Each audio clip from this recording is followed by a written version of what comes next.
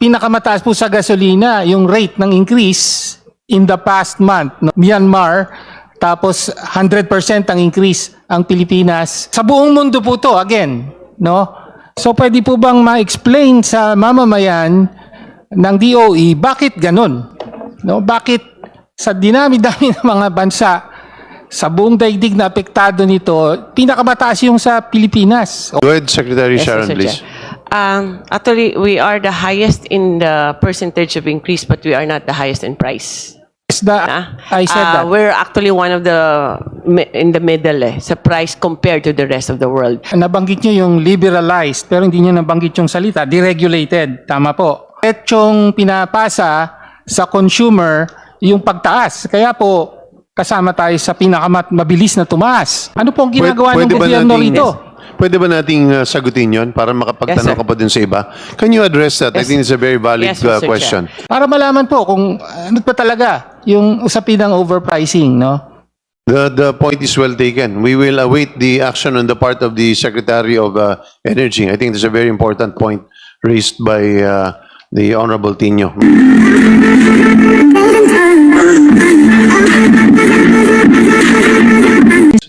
At this point, I'd like to call our Deputy Minority Leader. Tinatawagan natin si Congressman Tonchi Tino. Paalala ko lang po, mga kapatid, pag umabot po na 5 minuto, may maririnig kayong tunog. So, I'd like to ask you to wrap up once you hear that sound. Go ahead, Tonchi.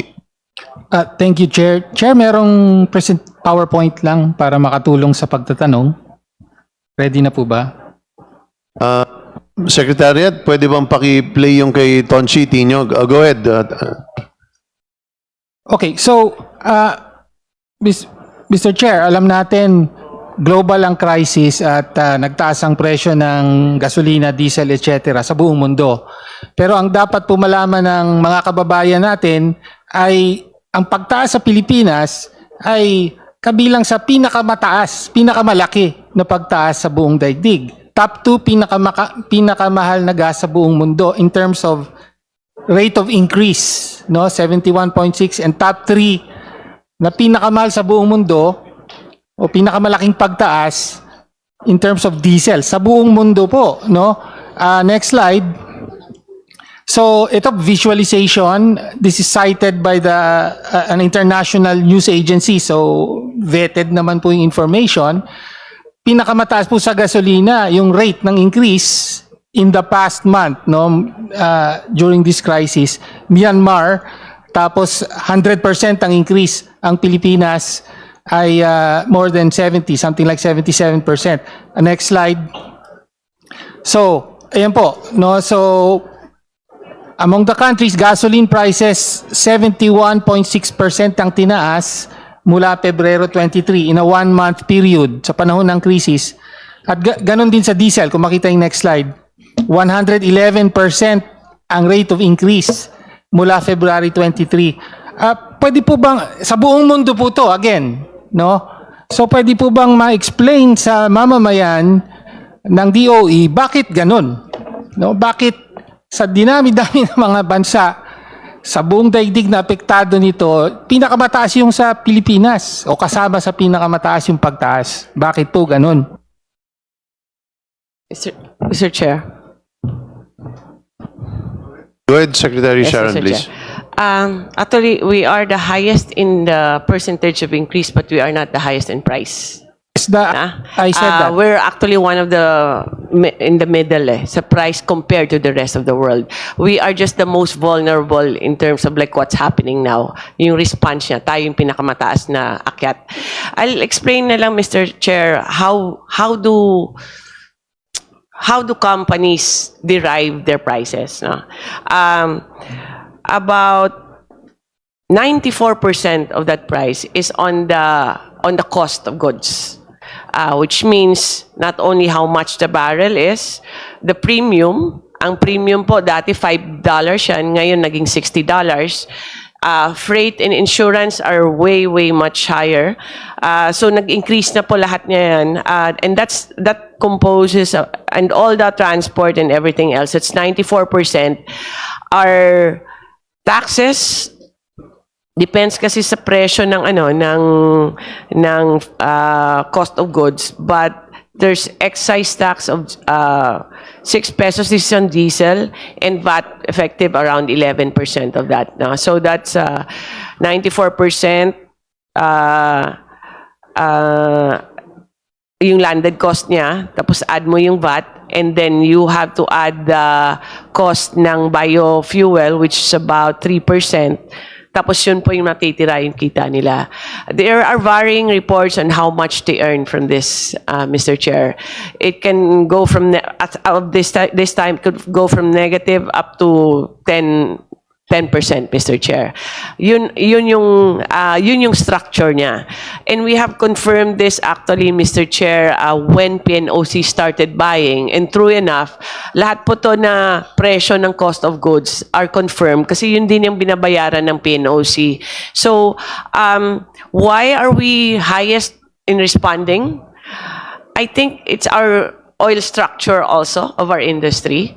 Kasi fully liberalized siya eh. And we don't have any buffers. We tax it. We don't have any buffers as into price control. Wala na tayong oil stabilization fund, unlike the other countries that are less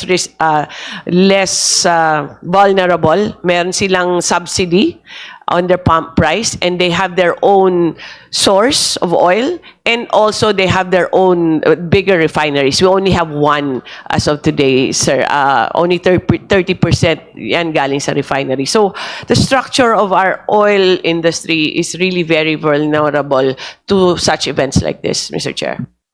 So, thank you, Mr. Chair. Nabanggit niyo yung liberalized, pero hindi niyo nabanggit yung salita, deregulated. Tama po. So, essentially, yan ang ibig sabihin ng deregulation. Nasabi niyo rin, yung ibang mga bansa kasi, may protection sa consumer. Sabi, may mga subsidies kahit papano. Sa atin, wala. Diretsong pinapasa sa consumer yung pagtaas. Kaya po, kasama tayo sa pinakamabilis na tumaas. Okay. Yun po ang nakikita natin ngayon. Ito ang ibig sabihin ng deregulation. Ngayon, ang concern po natin ay, at ito na yung pagtingin ng marami, yung usapin ng overpricing. Again, doon sa slide po, ang DOE po naglalabas ng parang 3 times a month yung inyong oil monitor. Di po ba? At doon, nandun yung global price, tapos meron kayong domestic prices for gasoline, diesel, kerosene, may isa pa. Kerosene. LPG. Okay. No, actually, I think it's just 3.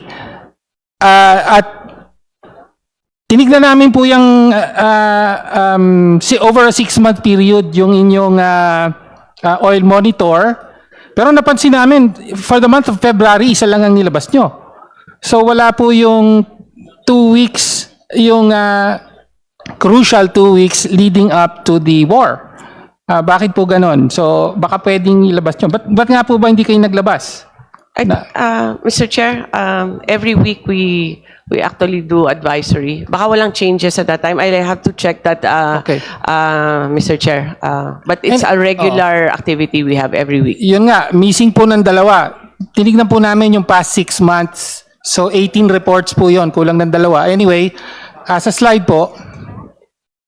So ang exercise lang dito, yung world prices na binanggit nyo, tapos tinrack natin against yung domestic prices. Ano po ang findings natin? Kung pwede po makita yung slide. Pero kung hindi, essentially, ganito po ang nakita natin. Ilabas natin yung slide. Hinto niyo muna yung oras ni Thank you po. Congressman Tino. Ayan, okay. Ayan, sige. Sige. So, essentially, gano'n, no? Kinumpare natin yung batay sa mga datos nyo. Meron pang slides dyan eh. Pwede bang makita? Yan muna. Okay. So, yung pula, yung blue, yun po yung world price. Adjusted yan, no? Para maging comparable sila. And then yung pula, yun po yung domestic price. So, ideally, dapat sumusunod yung pula sa blue. No? Pero nakita natin consistently, mas mataas yung pula kesa sa blue. Tapos, especially during the panahon ng gera, nakita natin na kahit bumaba yung presyo ng gasolina, ay nanatiling mataas yung presyo ng domestic. Okay, so this is for gasoline. Sorry, this is for diesel. We did that also for gasoline and kerosene. Yun yung available na data provided by the DOE. Anyway, so ang conclusion natin from this, over 18 reports, 6 months, ay meron talagang overpricing. Kahit even before the crisis, meron ng lagpas na pag-charge. No? Average of 1.34 pesos per liter for gasoline, 1 pesos 90 centavos per liter diesel, and 1.79 for kerosene. No? At may mga minsan may mga spikes yan malalaki. No? But anyway, so yun ang punto natin. Consistently overpriced po compared to the world market price. No? Kaya nga sabi ng Ibon, meron silang sabi 46.5 billion daw ang windfall profit ng oil companies for the month of March. No? Ano pong ginagawa ng gobyerno rito? Pwede ba nating sagutin yon para makapagtanong Yes, sir. ka pa dun sa iba? Can you address that? I Yes. think it's a very valid Yes, Mr. Chair. question. So, before, bibili ka ng, we base it on the international price, no? Tapos, babayad ka ng premium, insurance, transportation. Premium used to be about $5 per barrel. Insurance, the normal insurance, transportation. So, ngayon po, pag nakita nyo po, dapat ganun yung trend, no? It stays steady at $5, premium, insurance, kasi kaya sumusunod siya on the first part of the table, of the graph of Congressman Tino. Now ngayon, umiba siya. Became erratic. Umaakyat yung presyo ng per barrel, pero yung premium, times 10 na siya. About $50 to $60 per barrel. So, hindi na reflective yung per barrel price ng crude oil or yung MOPS natin. Ang mga additional cost, umakyat din. Nakita rin namin to sa PNOC order. Ang insurance, ng freight, umakyat din. So, umakyat lahat ng mga collaterals niya, plus the barrel itself. So, hindi lang yung barrel umakyat, kundi pati yung premium. Anong paliwanag doon? Ba't tumataas ang premium? Insurance, malinaw yun kasi mas tumataas yung cost, di ba? So nakapeg naman yun doon, naka-index doon. Pero bakit tumataas ang premium? Is it the volatility? Is it the excess demand, lack of supply? Basically, the ones who want oil are price takers, Mr. Chair. Pinag-aagawan siya, especially from the start. Nobody wanted to sell. And if you're willing to buy at a premium, then you can buy. But if you're not, then you cannot buy. So we are at the mercy of the traders, no, or the international trading nila. Kaya ganun po, nagpeg sila 50 to 60. And why did we not have supply at the start? Or there was a scary moment at that time. Kasi po ayaw magbayad sana ng ating mga oil companies ng premium because they thought na hindi papayagan ng gobyerno. And then that's why PNOC had to get in and pay the premium for their orders. Congressman Tino, please go ahead. Okay, thank you. Let me just note, it's okay, ang explanation daw premium. Pero let me just point out na even before the crisis, up to previous 6 months, no, ay mas mataas pa rin consistently. So ang sinasabi natin, may overpricing pa rin compared dun sa movement nung global price o world price. Okay. And ngayon, Mr. Chair, gusto ko lang i-address ni Secretary Garin yung tanong ni Congressman Tino. Do you agree with Congressman Tino na may overpricing? No, Mr. Chair. no. Okay. Yeah, go ahead. Go ahead, Congressman Tino. O malinaw po 'yon. Tingin ng DOE walang overpricing, sinasabi natin meron.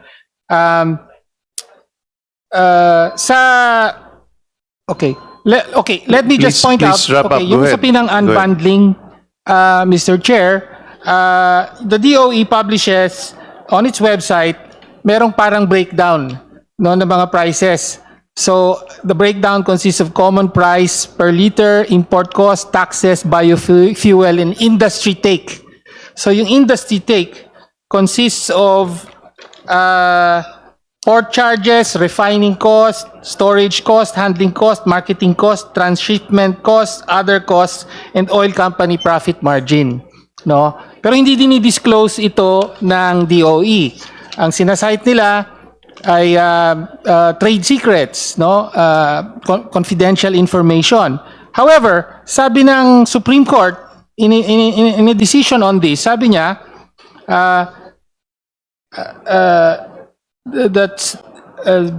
it is clear that it recognizes that there are certain pieces of information to be collected from the oil companies that are confidential in character, which the DOE is not permitted to share to unauthorized third persons or the public, but it is only when there are portions thereof that are matters of public interest is the DOE Secretary allowed under Republic Act number 8479 to make such known to the public. So, kinikilala po ng jurisprudence na may mga pagkakataon na pwedeng i-share sa publiko ang mga impormasyon na ito in the name of public interest. Sabi pa nga rito, after all, the law for the deregulation of the downstream oil industry was not created to protect these oil companies. No, it is for the sake and benefit of the public.